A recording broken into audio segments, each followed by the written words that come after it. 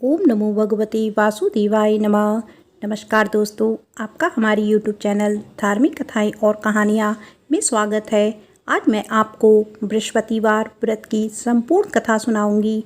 अगर आपको कथा अच्छी लगी तो वीडियो को लाइक, सब्सक्राइब और शेयर ज़रूर कीजिएगा। एक बार प्रेम से बोलिए बृहस्पति भगवान की जय। बहुत समय पहले की बात है। भारत में एक राजा राज्य करता था। वह अति प्रतापी एवं दानी था। वह प्रतिदिन मंदिर में भगवत दर्शन करने जाता था और गुरु और ब्राह्मण की सेवा भी किया करता था। उसके द्वार से कोई भी याचक निराश नहीं लौटता था। वह प्रत्येक गुरुवार को व्रत रखता और पूजन करता था। हर दिन गरीबों की मदद करता था, परंतु यह बातें उसकी रानी को पसंद नहीं थी। वह ना तो व्रत करती थी और ना किसी को एक भी पैसा दान के रूप में देती थी। वह राजा को भी ऐसा करने से रोकती थी। एक समय की बात है, जब राजा शिकार खेलने वन में गए। महल में सिर्फ रानी और दासी थी। उस समय गुरु बृहस्पति साधु का रूप धारण कर राजा के दरवाजे पर भिक्षा मांगने आए। साधु ने रानी से भिक्षा मांगी तो वह कहने लगी, हे साधु महाराज, मैं इस दान्य पुण्य से तंग आ गई हूँ। इस काम के लिए तो मेरे पति देव ही बहुत हैं। अब आप ऐसा करो कि सारा धन नष्ट हो जाए तथा मैं आराम से रह सकूं। साधु का वेश रखे बृहस्पति देव ने कहा, हे देवी, तुम अति विचित्र हो। संतान और धन से कोई दुखी नहीं होता, सभी इसे चाहते हैं। पापी भी पुत्र और धन की इच्छा करता है। अगर तुम्हारे पास धन बहुत है तो भूखे मनुष्यों को भोजन कराओ, ब्राह्मणों को दान दो, प्याऊ लगवाओ, धर्मशालाएं बनवाओ, कुएं, तालाब, बावड़ी, बाग बगीचे आदि बनवाओ तथा निर्धनों की कुंवारी कन्याओं का विवाह करवाओ। साथ ही यज्ञ आदि करो। इस प्रकार के कर्मों से आपके कुल का एवं आपका नाम लोक परलोक में प्रसिद्ध होगा एवं स्वर्ग की प्राप्ति होगी। किंतु वह मूर्ख रानी साधु की इन बातों से खुश नहीं हुई। वह बोली, हे साधु महाराज, मुझे ऐसी संपत्ति की आवश्यकता नहीं जो मेरी काम न आए तथा जिसको मैं अन्य लोगों को दान कर दूं, जिसको रखने और संभालने में ही मेरा सारा समय नष्ट हो जाए। साधु ने रानी को समझाने का बहुत ही प्रयत्न किया, परंतु रानी अपनी बात पर अडिग रही। तब साधु ने कहा, हे देवी, यदि तुम्हारी ऐसी ही इच्छा है तो जैसा मैं तुम्हें बताता हूँ तुम वैसे ही करना। बृहस्पतिवार के दिन घर को गोबर से लीपना, अपने केशों को पीली मिट्टी से धोना, केशों को धोते समय स्नान करना, राजा से कहना कि वह भी हजामत करवाए, भोजन में मांस मदिरा खाना, कपड़े धोबी के यहाँ धुलने डालना। इस तरह 7 बृहस्पतिवार निरंतर करने से तुम्हारा सब धन नष्ट हो जाएगा। ऐसा कहकर साधु रूपी बृहस्पति देव अंतर्ध्यान हो गए। रानी ने साधु के कहे अनुसार ही 7 बृहस्पतिवार वैसे ही करने का विचार किया।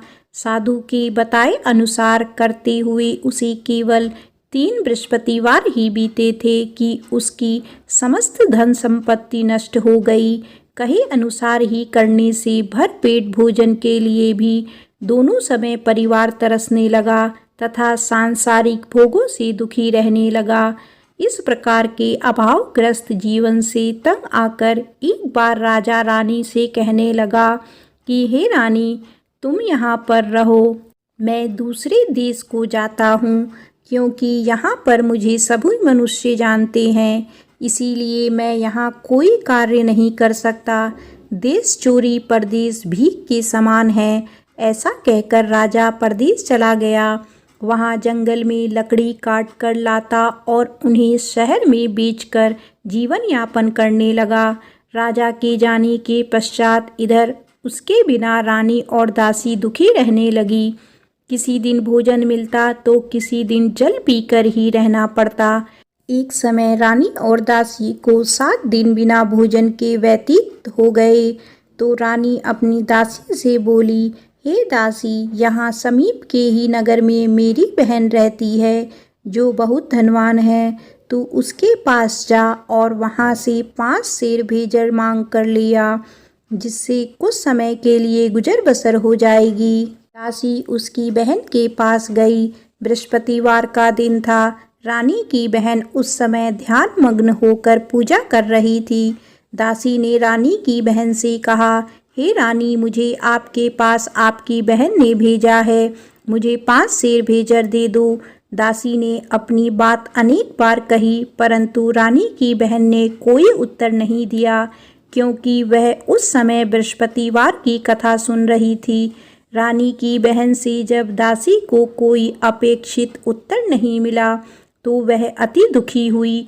उसे क्रोध भी आया। लौटकर वह रानी से बोली, हे रानी, आपकी बहन बहुत धनी स्त्री है, परंतु वह अति घमंडी भी है।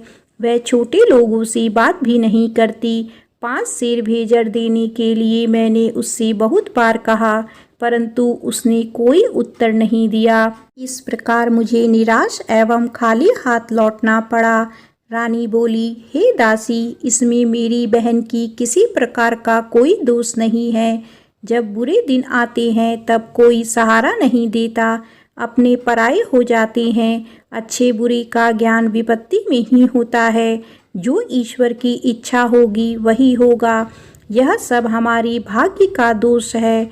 उधर पूजा समाप्त होने के पश्चात रानी की बहन ने सोचा कि मेरी बहन की दासी आई थी, परंतु मैंने उसे कोई उत्तर नहीं दिया।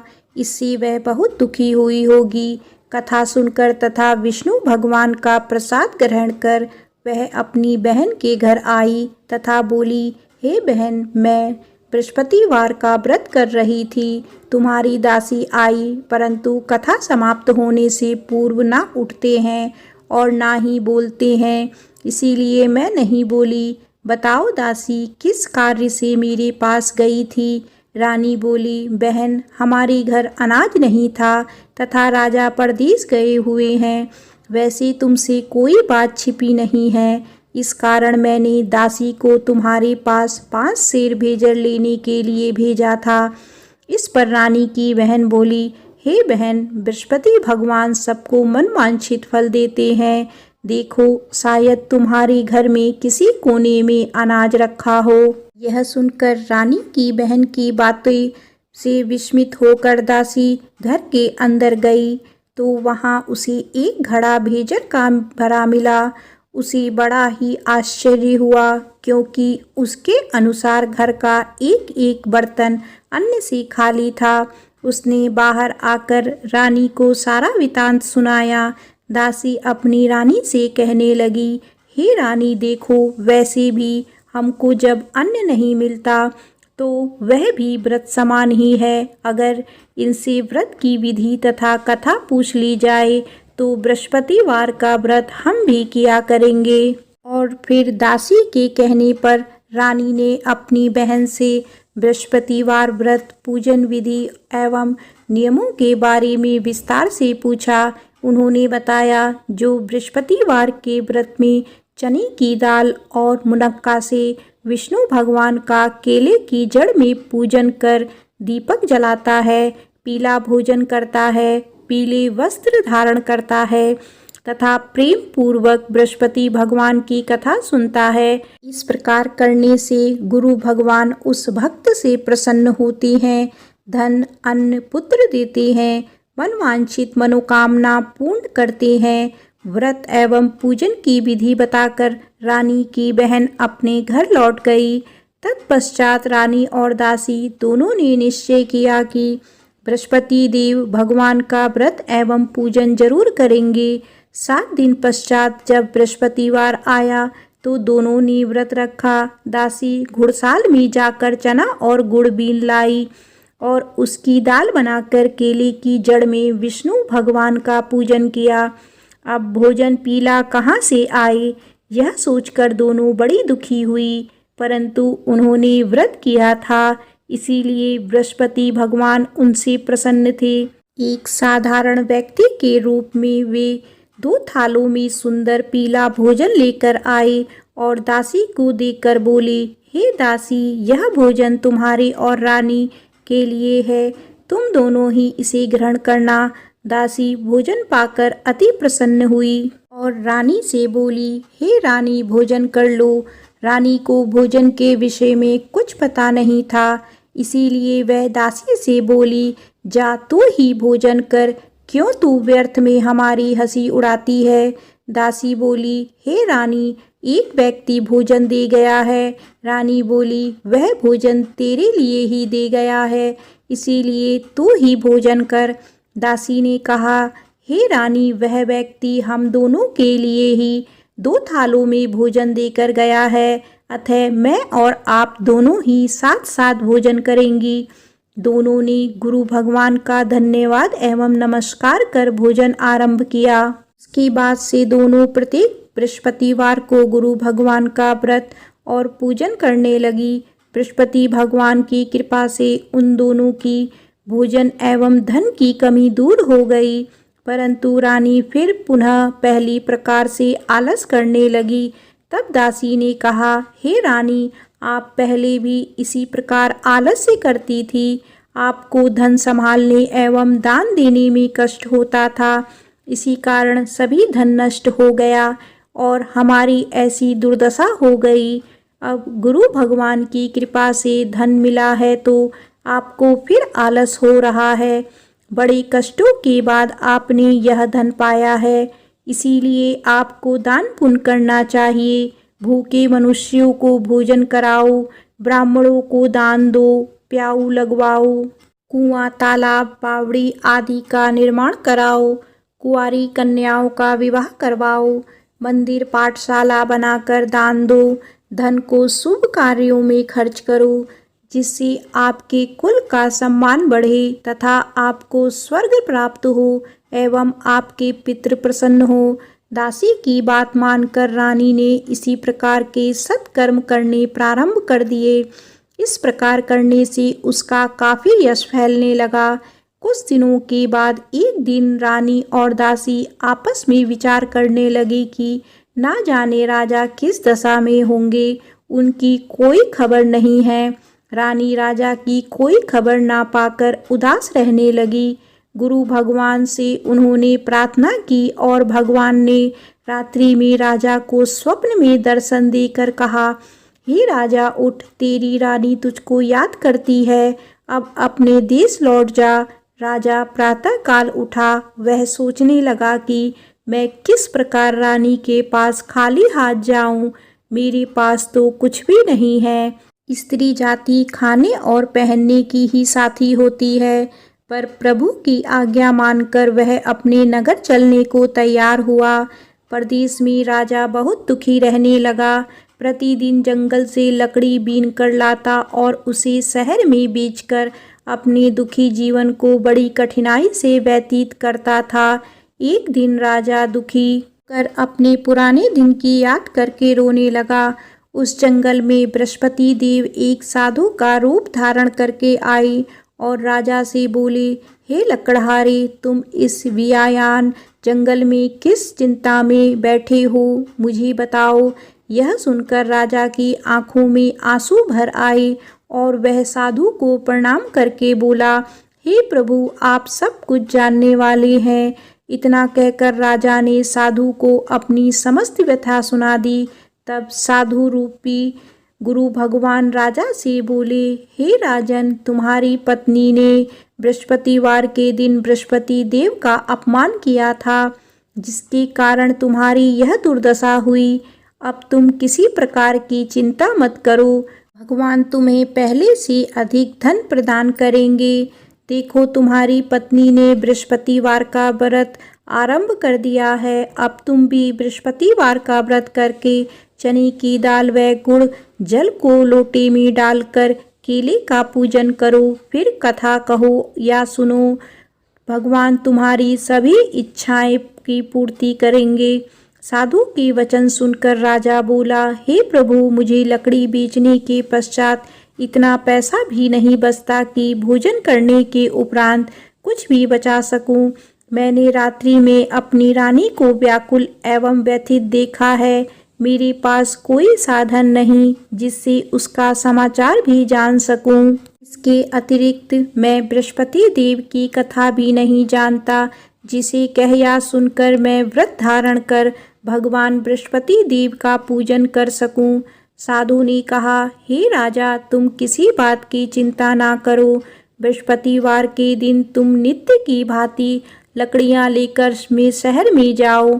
तुम्हें रोज से दुगना धन प्राप्त होगा, जिससे तुम भली भांति भोजन कर लोगे तथा गुड़ एवं चने का प्रसाद खरीदकर बृहस्पति देव की पूजा भी कर सकते हो। बृहस्पतिवार की कहानी इस प्रकार से है। प्राचीन समय में एक बहुत ही निर्धन ब्राह्मण था। उसके कोई संतान नहीं थी। ब्राह्मण नित्य पूजा पाठ करता। ब्राह्मण स्वभाव से दयालु तथा धार्मिक विचारों वाला व्यक्ति था, परंतु उसकी पत्नी बहुत मलिनता के साथ रहती थी। वह ना तो स्नान करती थी और ना किसी देवता की पूजा करती। सुबह उठते ही सर्वप्रथम भोजन करती, बाद में घर के अन्य कार्य करती। अपनी पत्नी की ऐसी आदत के कारण ब्राह्मण देवता बहुत दुखी थे। वह अपनी पत्नी को बहुत समझाते, किंतु उसका कोई परिणाम ना निकलता। भगवान की कृपा से ब्राह्मण की स्त्री के कन्या उत्पन्न हुई। वह कन्या ब्राह्मण के घर में बड़ी होने लगी। वह बालिका प्रातः काल ही स्नान करके भगवान विष्णु का जप करती, बृहस्पतिवार का व्रत भी करने लगी। पूजा पाठ समाप्त कर पाठशाला जाती तो अपनी मुट्ठी में जौ भर कर ले जाती और पाठशाला जाने के रास्ते में डालती जाती। भगवान बृहस्पति की कृपा से वही जौ स्वर्ण के हो जाते थे, तो लौटते समय उनको बीनकर घर ले आती। एक दिन वह बालिका सूप में उन सोने के जौ को फटक कर साफ कर रही थी। तभी उसकी माँ ने उसे देख लिया और कहा, हे बेटी, सोने के जौ को फटकने के लिए सूप भी सोने का ही होना चाहिए। दूसरे दिन बृहस्पतिवार था। कन्या ने व्रत रखा और भगवान बृहस्पति से प्रार्थना करके कहा, हे प्रभु, यदि मैंने सच्चे मन से श्रद्धा पूर्वक आपका पूजन एवं व्रत किया हो तो कृपया करके मुझे सोने का सूप दे दो। बृहस्पति देव ने उसकी प्रार्थना स्वीकार कर ली। नित्य की भांति वह कन्या जौ फैलाती हुई पाठशाला चली गई। पाठशाला से लौटते कर जब वह जौ बीन रही थी तो बृहस्पति भगवान की कृपा से उसे सोने का सूप प्राप्त हुआ। उस सोने के सूप को वह घर ले आई और उसमें जौ साफ करने लगी, परंतु उसकी माँ का आचरण वैसा ही रहा। एक दिन वह कन्या सोने के सूप में जौ साफ कर रही थी। उसी समय अचानक उस नगर का राजकुमार वहां से होकर निकला। कन्या के रूप एवं कार्य को देखकर राजकुमार कन्या पर मोहित हो गया। राजमहल लौटकर राजकुमार अन्न तथा जल त्याग कर उदास होकर लेट गया। राजा को जब अपने पुत्र द्वारा अन्न जल त्यागने का समाचार प्राप्त हुआ तो अपने मंत्रियों के साथ वह राजकुमार के पास आई और बोली, हे बेटा, तुम्हें किस बात का दुख है? किसी ने तुम्हारा अपमान किया है अथवा कोई और कारण है तो मुझे बताओ, मैं वही करूँगा जिससे तुम प्रसन्न होगे। राजकुमार ने अपने पिता की बातें सुनी तो वह बोला, आपकी कृपा से मुझे किसी प्रकार का कष्ट नहीं है। किसी ने मेरा अपमान भी नहीं किया है, परंतु मैं उस कन्या के साथ विवाह करना चाहता हूँ जो सोने के सूप में सोने के जौ फटक रही थी। यह सुनकर राजा आश्चर्य में पड़ गया और बोला, हे राजकुमार, इस तरह की कन्या का पता तुम लगाकर मुझे बताओ, मैं तुम्हारा विवाह उसके साथ अवश्य ही करा दूंगा। राजकुमार ने प्रसन्न होकर राजा को उस ब्राह्मण कन्या के घर का पता बताया। राजा के आदेश पर मंत्री उस कन्या के घर गया और राजा को आदेश ब्राह्मण को कह सुनाया। 6 दिन बाद ब्राह्मण की कन्या का विवाह राजकुमार के साथ हो गया। घर से कन्या के विदा होते ही उस ब्राह्मण के घर में पहले की तरह निर्धनता वापस आने लगी। अब भोजन के लिए अनाज भी बड़ी मुश्किल से मिलता था। एक दिन दुखी होकर ब्राह्मण देवता अपनी बेटी से मिलने गए। बेटी पिता की ऐसी अवस्था को देखकर अत्यंत दुखी हुई और उसने अपनी माँ का समाचार पूछा। ब्राह्मण ने पुत्री को सभी हाल कह सुनाया। पुत्री ने अपने पिता को बहुत सा धन देकर विदा कर दिया। इस प्रकार ब्राह्मण का कुछ समय सुखपूर्वक व्यतीत हुआ, लेकिन धन समाप्त होने के बाद स्थिति पूर्ववत हो गई। ब्राह्मण फिर अपनी पुत्री के यहाँ गया और उससे सभी हाल कह सुनाया। पुत्री बोली, हे पिताजी, आप अपने साथ माताजी को यहाँ लिया लाओ। मैं उन्हें वह विधि बता दूंगी जिससे दरिद्रता दूर हो जाएगी। ब्राह्मण देवता अपनी पत्नी को साथ लेकर अपनी पुत्री के पास राजमहल पहुँचे तो पुत्री अपनी माँ को समझाने लगी, हे माँ, तुम सुबह उठकर सर्वप्रथम स्नान आदि करके भगवान विष्णु का पूजन किया करो तो सब निर्धनता दूर हो जाएगी। तो उसकी माँ ने उसकी एक ना मानी। वह सुबह उठकर सर्वप्रथम अपनी पुत्री के घर में बचा जूठन खा लेती थी। एक दिन उसकी बेटी को अपनी माँ पर बहुत गुस्सा आया। उसने उस रात को कोठरी में खाने का सारा सामान निकालकर अपनी माँ को उसमें बंद कर दिया। प्रातः कोठरी से अपनी माँ को निकालकर तथा स्नान आदि कराकर पूजा पाठ करवाया तो उसकी माँ की बुद्धि ठीक हो गई। इसके बाद वह प्रतिदिन पूजा पाठ करती और प्रत्येक बृहस्पतिवार को व्रत भी रखने लगी। इस व्रत के प्रभाव से उसकी माँ भी अत्यंत धनवान तथा पुत्रीवती हो गई और बृहस्पति देवता की कृपा से वृद्धावस्था में मृत्यु को प्राप्त कर स्वर्ग को गई। वह ब्राह्मण भी सुखपूर्वक इस लोक का सुख भोग कर स्वर्ग को प्राप्त हुआ। इस प्रकार कहानी कहकर साधु देवता वहाँ से अंतर्ध्यान हो गए। धीरे धीरे 6 दिन का समय बीत गया तथा बृहस्पतिवार का दिन आ गया। लकड़हारा रूपी राजा जंगल से लकड़ी काटकर किसी शहर में बेचने गया। आज उसे और उस दिनों से अधिक धन मिला। राजा ने चना, गुड़ आदि लाकर भगवान विष्णु का पूजन किया तथा बृहस्पतिवार का व्रत किया। उस दिन से उसके सभी कष्ट दूर हो गए, परंतु अगले बृहस्पतिवार को वह व्रत करना भूल गया। इसी कारण बृहस्पति भगवान उससे रुष्ट हो गए।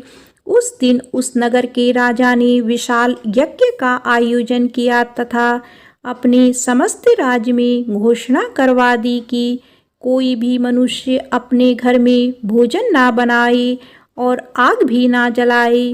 सब लोग मेरे यहाँ भोजन करने आए।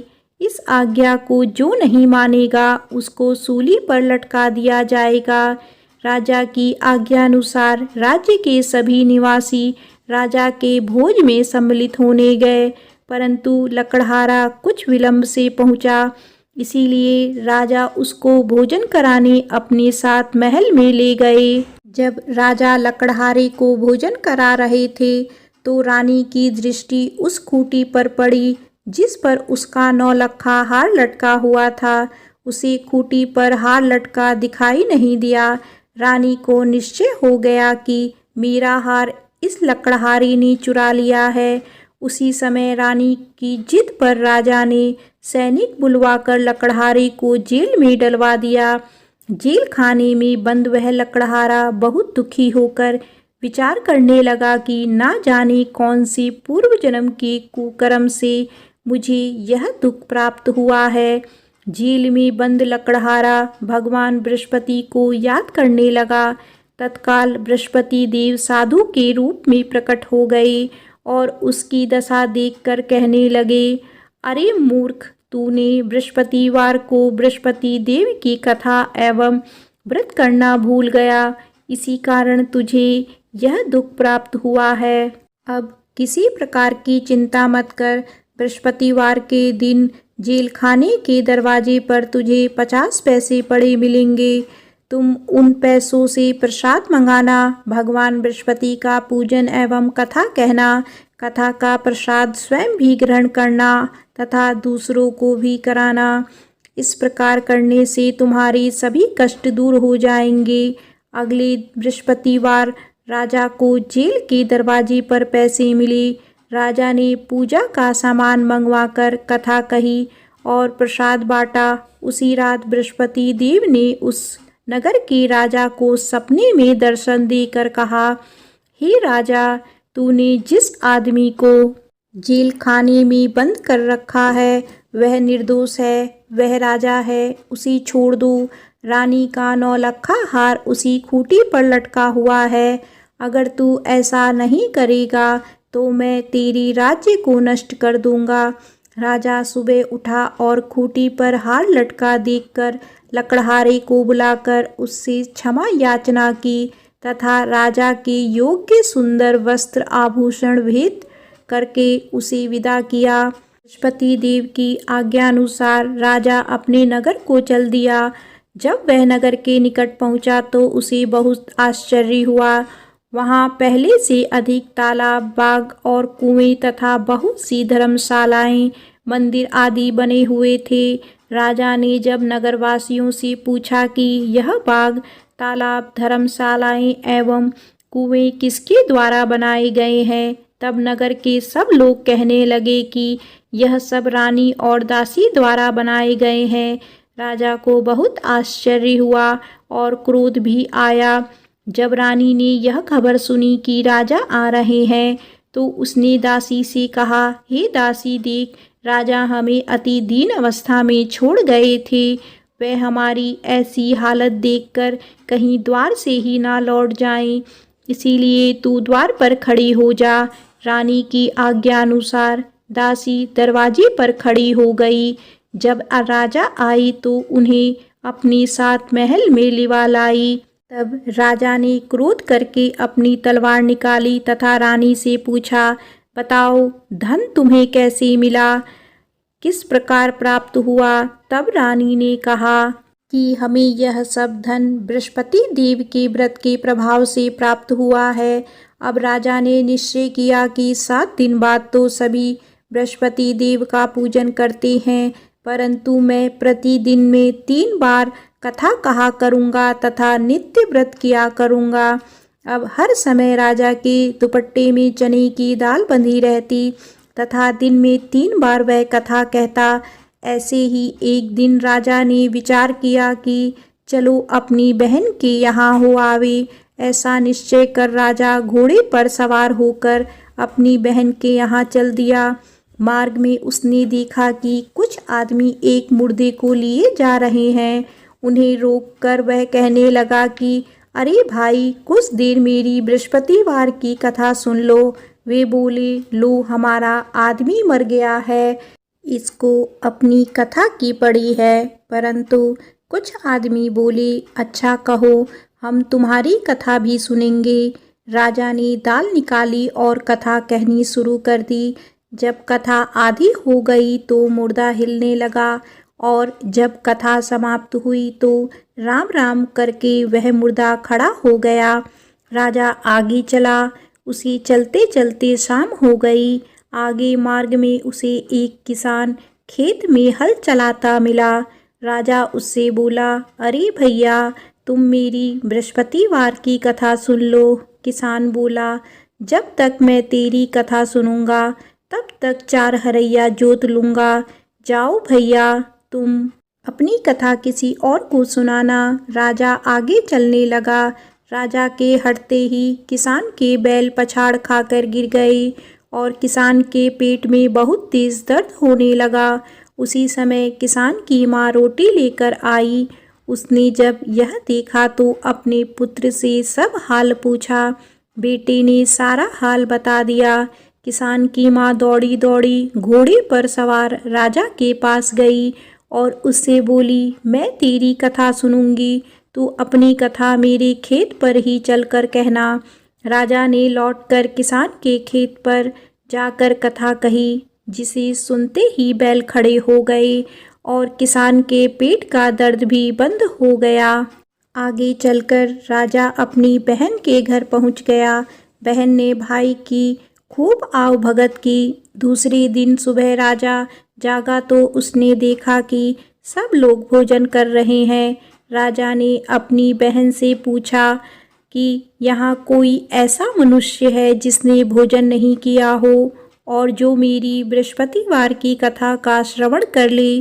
तो बहन बोली, हे भैया, यह देश ऐसा ही है। यहाँ के लोग पहले भोजन करते हैं, बाद में कोई अन्य काम करते हैं। अगर पड़ोस में हो कोई तो देख आती हूँ। ऐसा कहकर बहन चली गई, परंतु उसे कोई भी ऐसा व्यक्ति नहीं मिला जिसने भोजन ना किया हो। वह एक कुम्हार के घर गई जिसका लड़का बीमार था।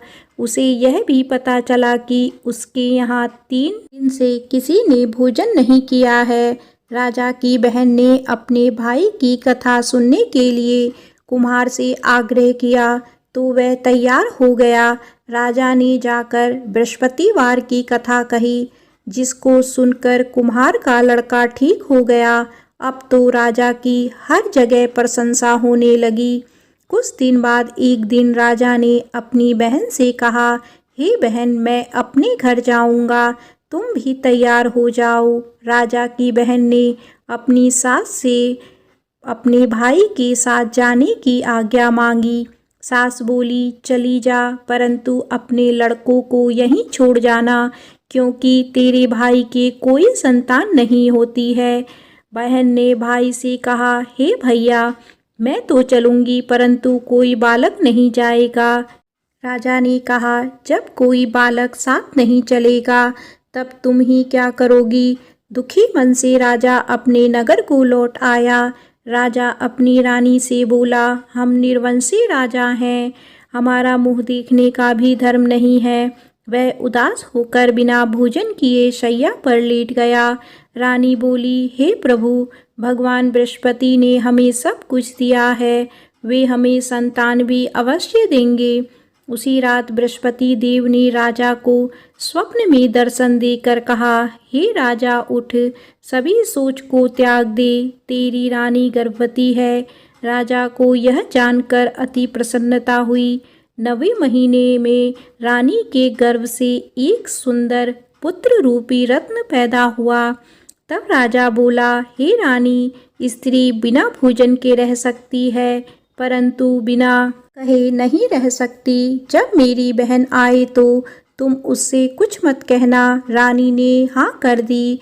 जब राजा की बहन ने यह शुभ समाचार सुना तो वह अति प्रसन्न हुई तथा बधाई लेकर अपने भाई के यहाँ आई।